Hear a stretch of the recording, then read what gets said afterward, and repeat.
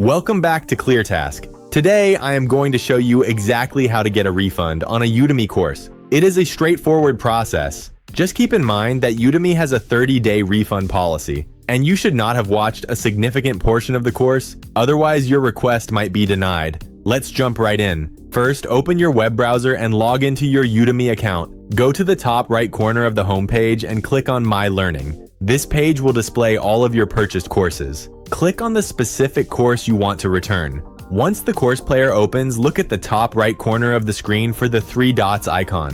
Click on those three dots to open the drop-down menu. Select Request a Refund from the options provided. You will be taken to a new page where you need to choose a reason for your refund.